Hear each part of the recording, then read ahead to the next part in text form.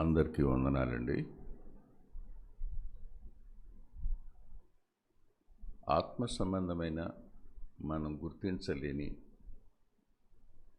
మనం ఏమరపాటుతో ఉండి బాగానే ఉన్నాం అనుకుంటూ పాపంలోనే కొనసాగుతున్న పరిస్థితుల నడుమ మనం ఏమీ లేకపోవడం వల్ల ఆ దుస్థితిలోనికి వెళ్ళామో గత వారంలో ఒకటి చెప్పాను, దేవుని భయం అని. అది కొనసాగించవలసి ఉంది. అంటే యాక్చువల్గా 15 నిమిషాలు చెప్తానని తమ్ముడితో చెప్పాను, కానీ టైం అయిపోయింది, 1 అవర్ పైన అయింది. ఇప్పుడు మీ సమయాన్ని ఒక 20 నిమిషాలు ఇవ్వమని అడగాలి మిమ్మల్ని నేను, అంతే కదా?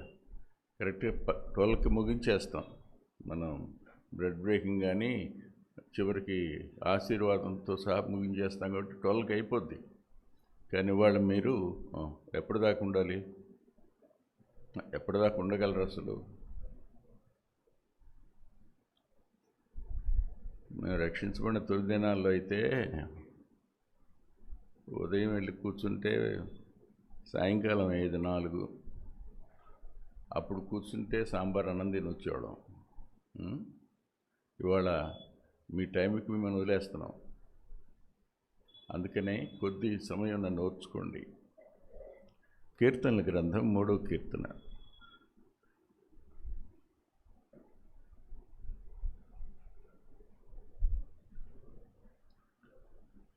కీర్తనల గ్రంథం 3వ కీర్తన. యెహోవా, నన్ను బాధించువారు ఎంతో విస్తరించి ఉన్నారు, నా మీదికి లేచువారు అనేకులు. దేవుని వలన రక్షణ ఏమీ దొరకదని నన్ను గురించి చెప్పువారు అనేకులు. విన్నారు ఈ మాటలు?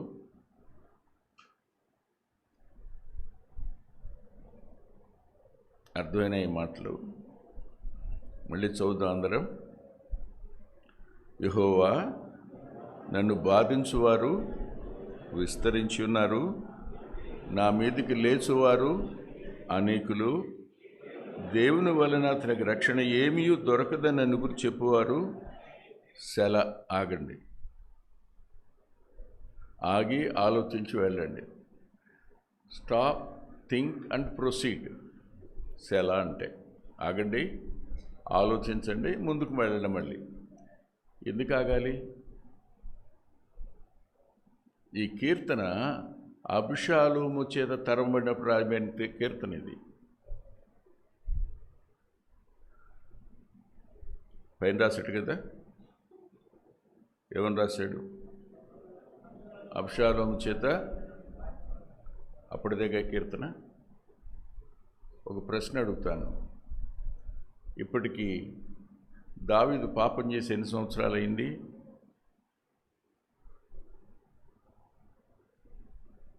దావీదు క్షమించబడి ఎన్ని సంవత్సరాలు అయింది? అతడు పాపం చేశాడు, వాస్తవం. దేవుడు క్షమించాడు. క్షమించటం మాత్రమే కాదు, వాగ్దానం చేశాడు. తిరిగి దేవునితో అతనికి ఫెలోషిప్ కొనసాగింది. అన్ని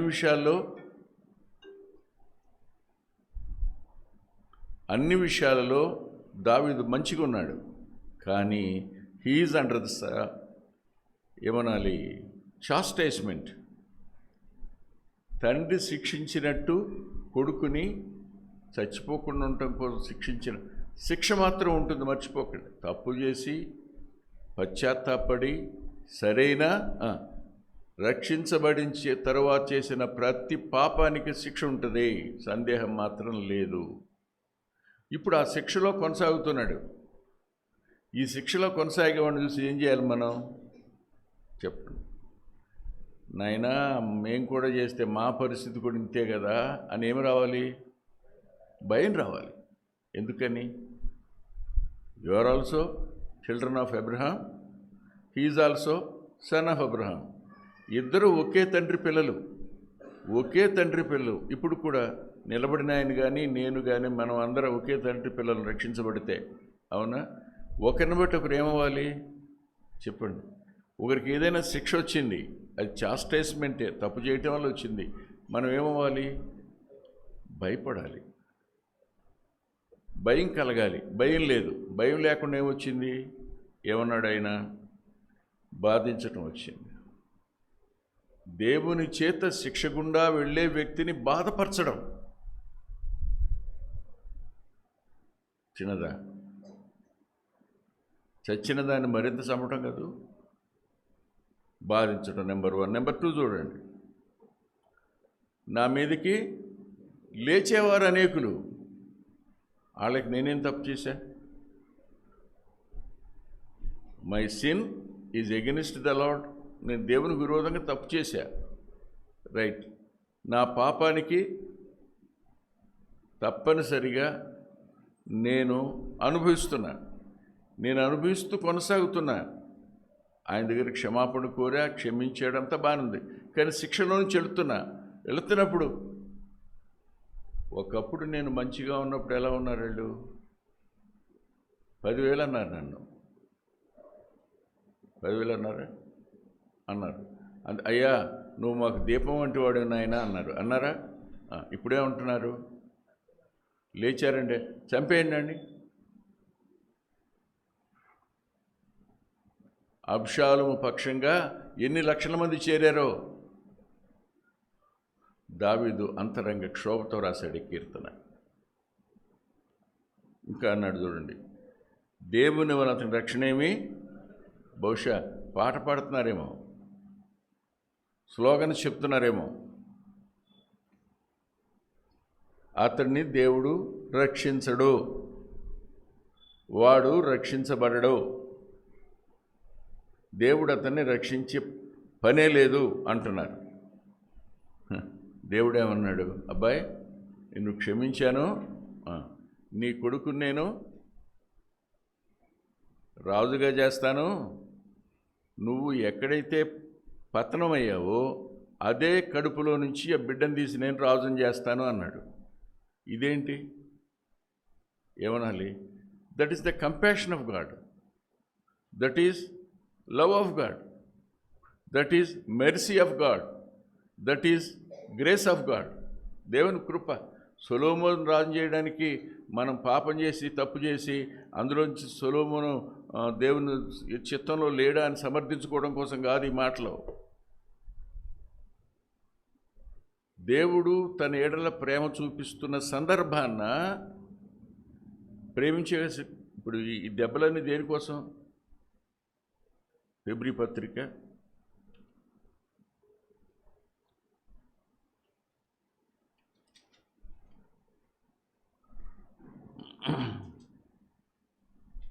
12వ అధ్యాయం 5-6 వచనాల్లో 2వ భాగం. ఆయన నిన్ను గద్దించినప్పుడు విసుకకు. ఇప్పుడు శిక్షలో ఏముంది? Chastisement included the love of God. We can see love of God in every chastisement. దేవుని ప్రేమ ఉంది అందులో. దేవుని ప్రేమను నేను చూస్తున్నాను. చెప్పాడు ముందే, నీ ఇంటి వారికి విరోధం అవుతారని. ఆ ప్రేమ, దేవుని ప్రేమను అనుభవిస్తున్నాను నేను. ఇప్పుడు దేవుని ప్రేమ నేను అనుభవించకపోతే ఏం జరుగుండేది? నా వెంట ఎవరైనా వచ్చేవారా? నా వెంట దేవుని కాపుదలు ఉండేదా? నా వెంట దేవుని సన్నిధి ఉండేదా? ఉండేది కాదుగా. విచిత్రం. నేను వాళ్ళ నాన్న చనిపోయాడని అతని దగ్గరికి పంపితే ఎవరైతే రాయబారులను అవమానించి పంపాడో వాళ్ళ అబ్బాయి చచ్చిపోయాడు. అతను ఎవరైతే ఆ రోజున అవమానించడం చనిపోయినాడు, అతని సోదరుడు ఇప్పుడు రాజుకున్నాడు. అతడు నేను అరణ్యానికి వెళ్ళేటప్పుడు అన్ని పంపుతున్నాడు. బర్జిల్లై కాదు, ముందున్నాడు. చూడండి అన్నమాట, మీకు కనపడుతుంది. సమూయేలు 2వ గ్రంథం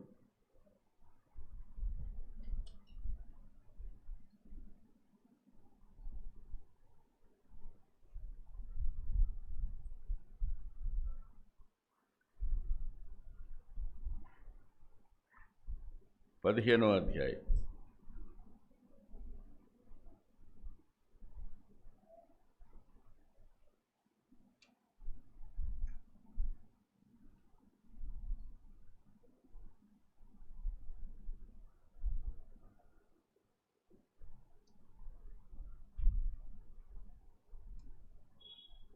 క్షమించండి, 17వ అధ్యాయం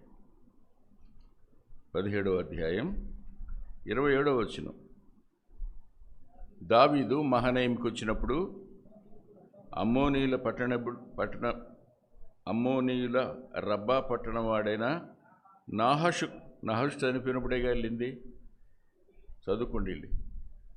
అతని కుమారుడు షోబీం, లోదిబారు ఊరివాడుగు అమ్మీయేలు కుమారుడైన మాకీరు యోనాతాను మీద జాలిపడి మెఫీబోషెతును చేర్చుకున్నవాడు. ఆ తరువాత గిలాదీయుడైన బర్జిల్లై గుర్తుపెట్టుకోండి. మీరు మళ్ళీ చదివి అక్కడ ఇంకో బర్జిల్లై ఉన్నాడు, ఆయన ఒకటి అనుకోకండి. మొన్న నన్ను తమ్ముడు అడిగాడు, అన్నయ్య మరి ఒక్క మాట, మరి ఈ బర్జిల్లై 21వ అధ్యాయం చూడండి.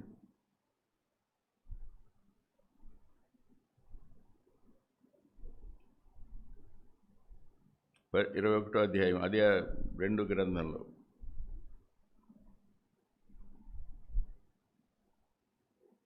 8వ వచనం. అయా కుమార్తె రిస్పా సౌలుని కనిద్దరు కుమారులకు అర్మోనియు మెఫీబోషెతును, సౌలు కుమార్తెకు ఏగు మెరబు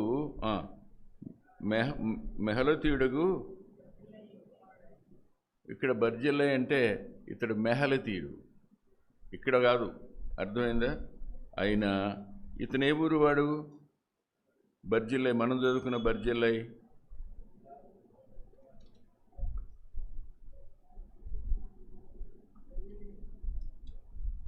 ఊళ్ళు 2 వేరు. ఆ బర్జిల్లై ఈ బర్జీ ఒకటే అనుకోకండి. మనకి అపవాది చూపించి అరే అక్కడేమంతా చేస్తే చంపేశాడు అని చెప్పడానికి చేయకండి. దేవుని వాక్యానికి వాక్యమే భాష్యం, మర్చిపోద్దు. సరే, ఇప్పుడు దేవుని ప్రేమను నేను రుచిస్తూ కొనసాగుతుంటే, దేవుని ప్రేమ వీళ్ళ వల్ల నాకు అర్థమవుతుంటే, నా వెంట అంతఃపురం నుంచి బయలుదేరి ఇంతమంది వచ్చారు, దేశమంతా ఒకటైనా నా పక్షంగా ఎవరున్నారు? దేవుడు ఉన్నాడు. ఆగండి అన్నాడు. ఆగండి. ఈ 3వ కీర్తన దగ్గరికి మరలా తిరిగి రండి. 3వ కీర్తనలో 3 శలాలు ఉన్నాయి, కానీ తెలుగులో 2 శలా అని రాశాడు. అందుకని ఇంగ్లీష్ బైబిల్ తెప్పించుకున్నాను. నాకు 3 ఉన్నట్టు గుర్తు, ఇక్కడేమో 2 ఉన్నాయి. అబ్బాయి ఏంటి 2 కాదు కదా 3 కదా అని. 4 తర్వాత కూడా శలా ఉండాలి. చూడండి,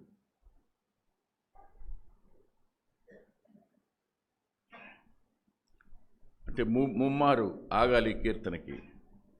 2వది ఏమన్నాడు చూడండి ఇప్పుడు. యెహోవా నాకు కేడెముగాను, నీవే నాకు అతిశయాస్పదంగాను, నా తల ఎత్తువాడుగాను ఉన్నావు. ఎలుగెత్తి నేను యెహోవాకు మొరపెట్టినప్పుడు ఆయన పరిశుద్ధ పర్వతము నుండి నాకు ఉత్తరమిచ్చెను. ఆగండి అన్నాడు. ఏమేం చెప్పండి? నేను ఎలుగెత్తి మొరపెట్టినప్పుడు ఆ తరువాత కూడా నేను ఆయన నుండి జవాబు పొందాను. I have same relationship, I have same fellowship when I was forgiven. క్షమించబడిన తరువాత గుర్తుపెట్టుకోండి, ఓ తండ్రికి కొడుక్కి సంబంధం పోదు, సహవాసం పోతుంది. ఇది ప్రమాదం.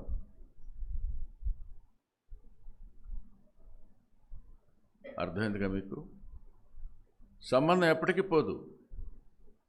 ఆయన తండ్రే, నువ్వు కొడుకువే, కానీ సహవాసం పోయినప్పుడు నీలో జీవం తరిగిపోతుంది. విశ్వాసము లేని క్రియలు.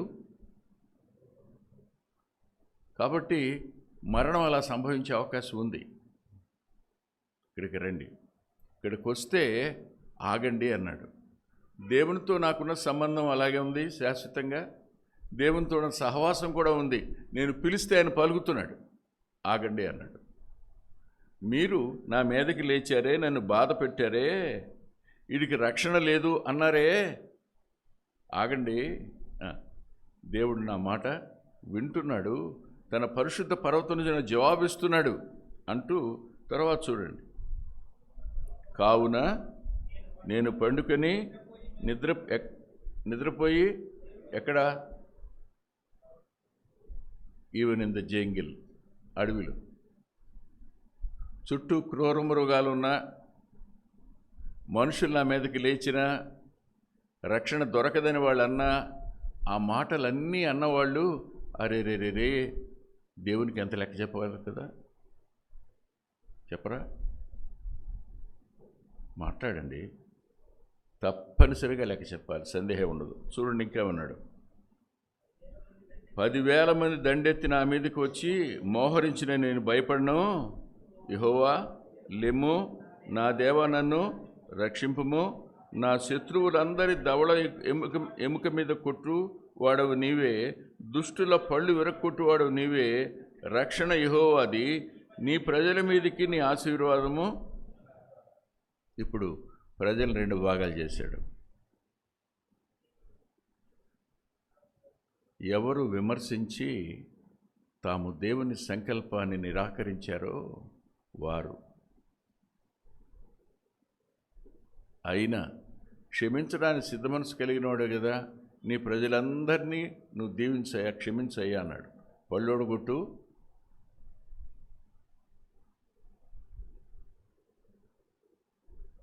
అంటే పళ్ళోడు కొడితే చాలు, చంపే అక్కర్లేదు కదా, అంతే. పళ్ళోడు కొట్టు, కొడతాడు, చెంప మీద కొడతాడు నాన్న, కోపం వచ్చి పండు విరిగిపోద్ది. మీకు ఎరగలేదు కదా? రక్షించబడిన ప్రతివాడికి ఇరిగే ఉంటాయి, ఏ విరిగినాయో తెలియదు, అంతే. తప్పు చేసి ఆయన చేత ఎరగొట్టుకున్న వాళ్ళమే మనం అందరం, సందేహం మాత్రం ఉండదు. నేను తప్పు చేయలేదని చెప్పేవాడు పాపం చేసినవాడు లెక్క, పాపమే. నేను ఏ లోపం నాలో లేదని చెప్పుకునేవాడు పళ్ళోడు కొట్టుకుంటాడు, సందేహం లేదు. చెప్తూ చివరికి వచ్చాక మళ్ళీ సెల అన్నాడు. మళ్ళీ మరి వేర్ ఇస్ ద కంటిన్యూషన్? దీనికి పొడిగింపు ఏంటి? 4వ కీర్తన. 3వ కీర్తనకి పొడిగింపు 4వ కీర్తన.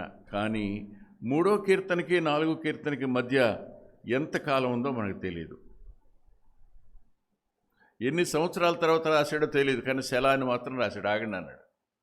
ఎందుకు అంటే ఇప్పుడు నేను ఒక పాయింట్ దగ్గర క్లుప్తంగా ముగించడానికి ట్రై చేస్తాను, సాధ్యం కావట్లేదు. కానీ 4వ వచనం,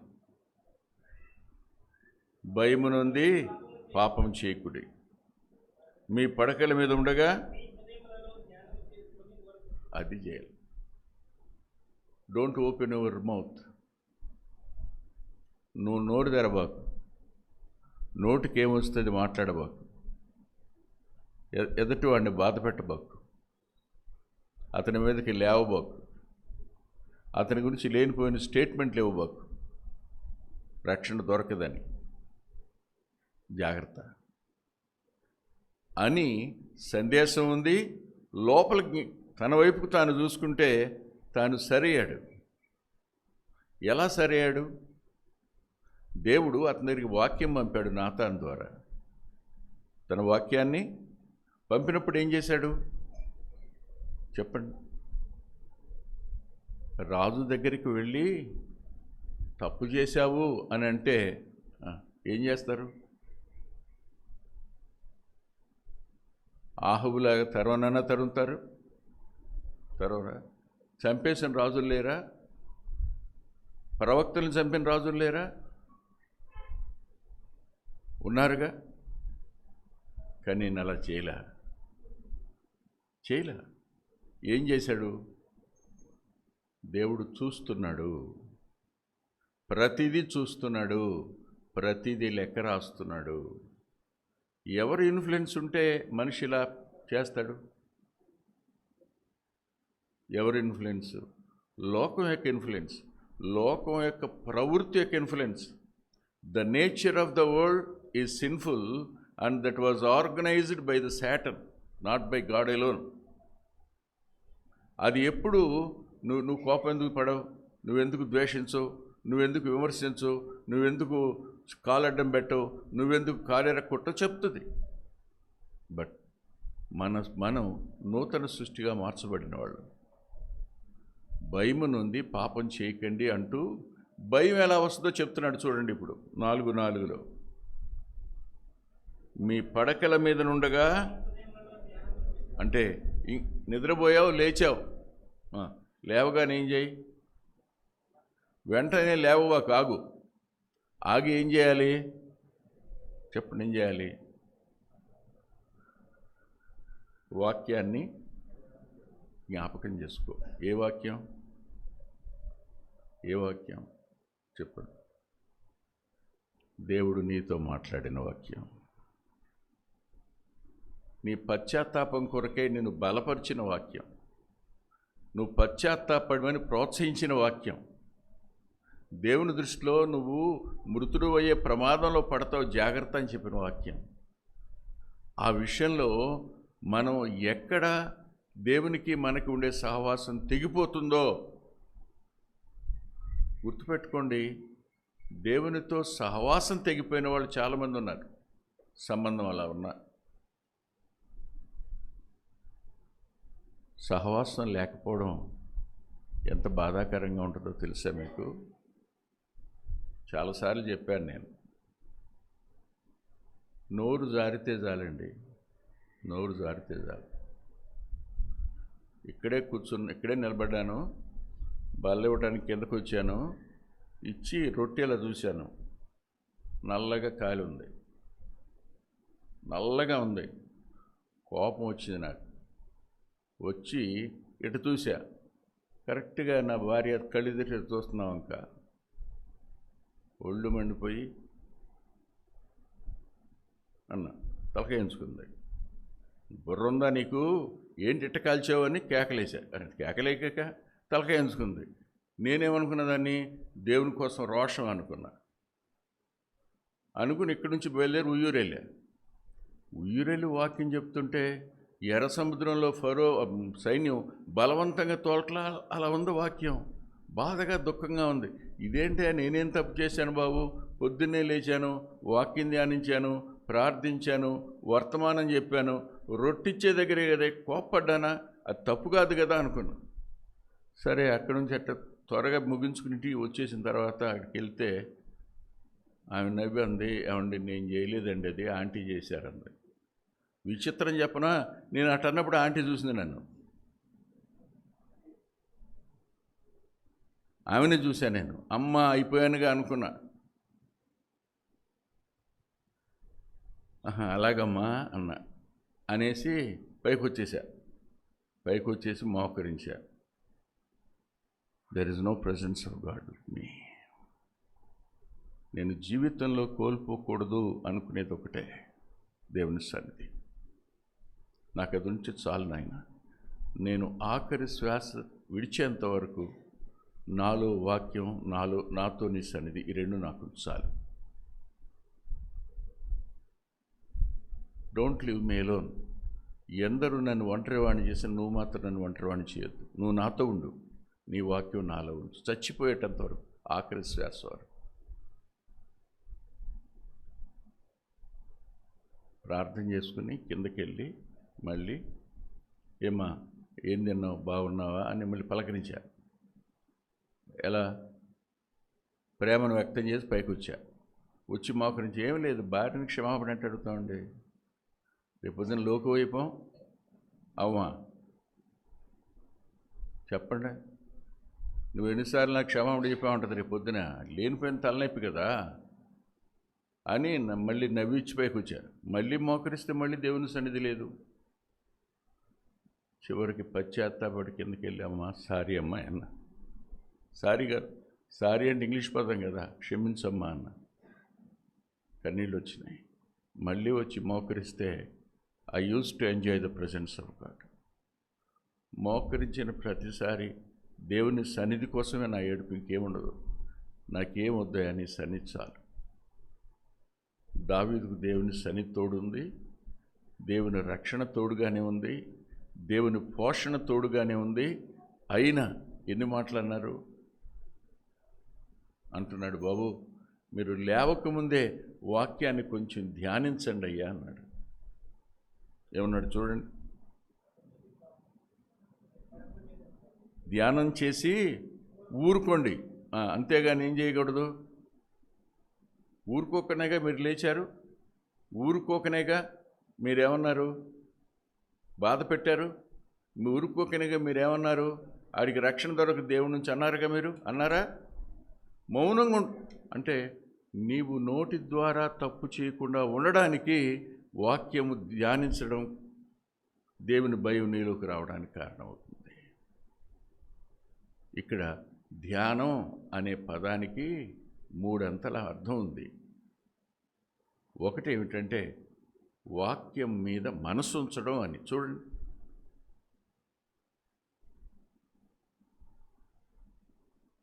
తిమోతికి రాసిన మొదటి పత్రిక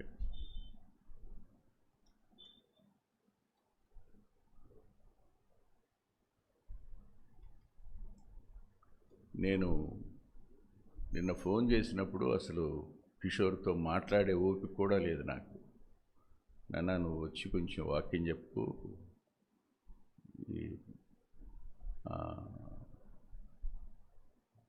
ప్రేయర్లోనూ నిన్నటి ప్రేయర్లోనూ రేపు మెయిన్ మెసేజ్ తీసుకున్నాను. అసలు వచ్చి నా పని అసలు ఏం బాగా, కానీ ఈ పూట కొంచెం రికవర్ అయ్యా, కొంచెం పెద్ద కాదు రికవర్ అయ్యా. ఈ కారణం చేత కొద్ది మాటలు చెప్దామని నిలబడ్డాను. చూడండి, పేతురు రాసిన మొదటి పత్రిక 4వ అధ్యాయం 11వ వచనం నుంచి.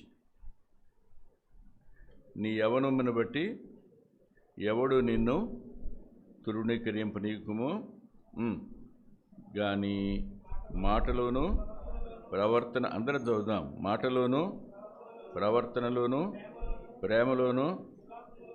అందరం అంటే మీ నలుగురును నేను 5గురురా? చదవండి. ప్రవర్తనలోను ప్రేమలోను విశ్వాసములోను పవిత్రతలోను విశ్వాసులకు మాదిరిగా ఉండుము. నేను వచ్చు వరకు చదువుటేందును హెచ్చరించుటేందును బోధించుటేందును జాగ్రత్తగా ఉండుము. పెద్దల హస్తనిక్షేపణము చేయగా ప్రవచన మూలము నీకు అనుగ్రహించబడి ఉన్న వరమును అలక్ష్యించవద్దు. నీ అభివృద్ధి తేటగా కనపడు నిమిత్తము వీటిని మనస్కరించమన్నప్పుడు మెడిటేట్ అనే పదం ఉంటుంది, అక్కడ ధ్యానించండి అని ఉంటుంది. ఒక యవనస్తుడికి ఈ చెప్తున్నాడు, బాబు ఇదిగో వీటి మీద మనసు ఉంచు. వేటి మీద మనసు ఉంచాలి? నువ్వు పడక మంచి లేచేటప్పుడు వేటి మీద మనసు ఉంచాలి? నా యవ్వనాన్ని బట్టి ఎవరు తృణీకరించనివ్వకు అని చెప్పాడు పౌల్ గారు. That is the warning for me. నేను ఎవరి చేత తృణీకరించబడకుండా ఉండాలి, నెంబర్ 1. అంతేనా? ఇవన్నీ వరుసగా చెప్పలేనప్పుడు వీటిని మనస్కరించు, మనసులోకి తెచ్చుకో. నిద్రపోయి లేచాక ఫ్రెష్గా ఉంటుంది మైండ్, వాటిని తెచ్చుకోండి. ఇప్పుడు ఏమవుతాయి చెప్పండి? Those warnings are going to be dwell in you. నీలో నివసించటం ప్రారంభిస్తాయి, లేదు నీలోనికి వచ్చి నిలుస్తాయి. ధ్యానం చేయి, మనసు పెట్టడం మీద. నెంబర్ 1. నెంబర్ 2,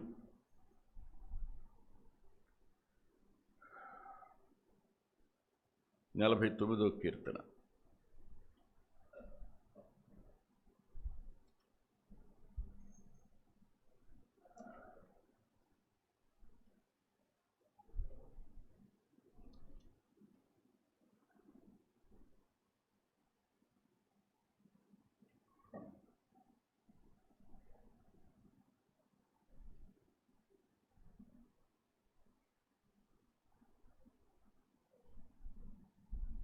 మూడవ వచనం. నా నోరు విజ్ఞాన విషయములు పలుకును, నా హృదయ ధ్యానము పూర్ణ వివేకమును గూర్చినదయుండును. ఇక్కడ హృదయ ధ్యానము అనే పదం దగ్గర ఏముందో తెలుసా? అండర్స్టాండింగ్ అని. నీవు ఎప్పుడు దేవుని వాక్యం మీద మనసు పెడతావో అప్పుడు నీకు అది అర్థం అవుద్ది. మనసు పెట్టి నువ్వు ఆలోచిస్తున్నప్పుడు నీకేమవుతుంది చెప్పండి? You are able to understand what the meaning of that word. ఆ వచనం యొక్క భావం ఏంటి, ఆ పదం యొక్క భావం ఏమిటో నీకు అర్థం అవుద్ది. ధ్యానించు అని అంటే చెప్పండి,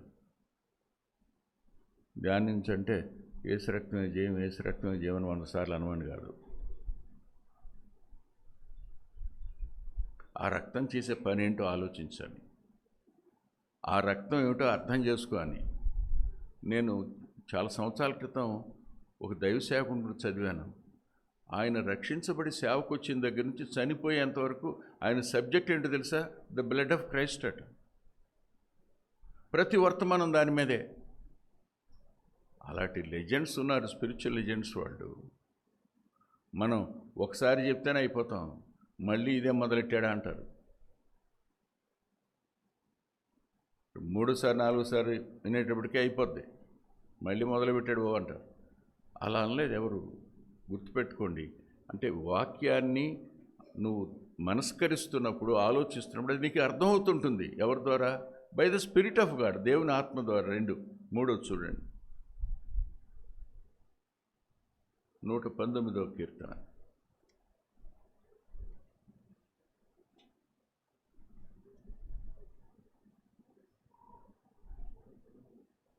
తొంభై 99వ వచనం.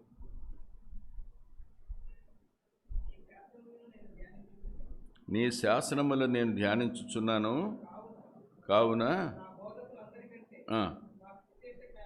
ఇక్కడ మోర్ అండర్స్టాండింగ్ అని, విశేష జ్ఞానం అంటే వాళ్ళకంటే నాకు ఎక్కువ విజ్డమ్ ఉందని కాదు.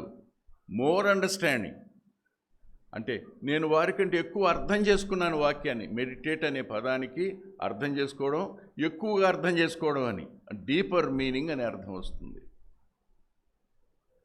మెడిటేషన్కి ఉన్న 4వ అర్థం చెప్తాను. 4వ అర్థం చూడండి ఒకసారి. 63వ కీర్తన,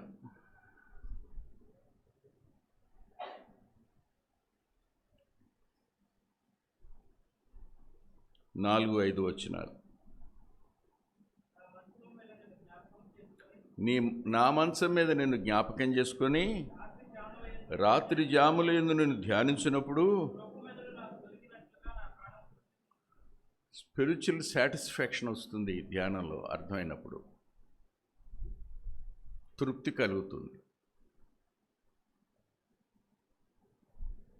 మనసు ఉంచడం, మనసులోకి తెచ్చుకోవడం, అర్థం చేసుకోవడం, మరింతగా అర్థం చేసుకోవడం, ఇదంతా అయిన తర్వాత లోపలేమొస్తుంది చెప్పండి?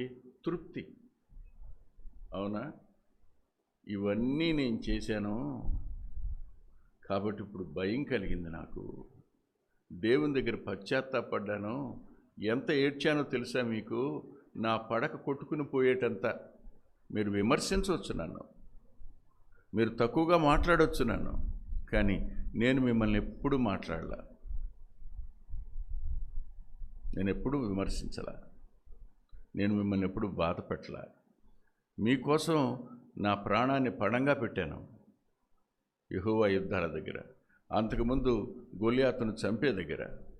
నేను తరమబడ్డాను సౌలు చేత దేవుని చిత్తం కోసం. వీటన్నింటి వద్ద నేను బాధలు అనిపించాను. నా జీవితంలో చేసిన ఒకే ఒక తప్పు, అది బెత్షెబాతో చేసిన పాపం. ఇప్పటికీ ఆ దుఃఖం నన్ను వెంటాడుతూనే ఉంది.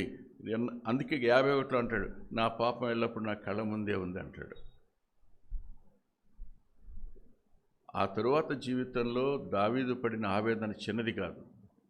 దానికంటే ఈ శిక్ష గుండా వెళుతున్నప్పుడు వీళ్ళు విమర్శలు ఉన్నాయే, అవి మరింత దుఃఖాన్ని తెచ్చిపెట్టాయి.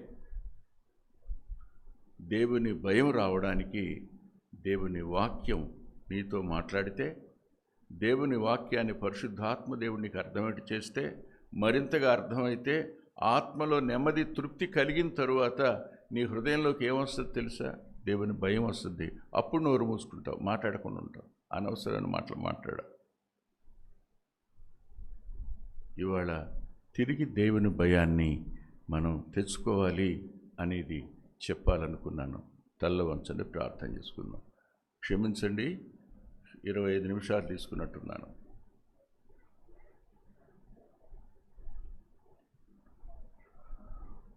ప్రేమగల తండ్రి, పరిశుద్ధుడైన గొప్ప దేవ, మీ కృపకు, మీ సంరక్షణకు, మీ దయకు సహవాసాన్ని అప్పగించుకుంటూ నెమ్మదినిచ్చి మీరు మహిమ పొందమని యేసుక్రీస్తు ప్రభువారి పేరిట ప్రార్థిస్తున్నాం తండ్రి.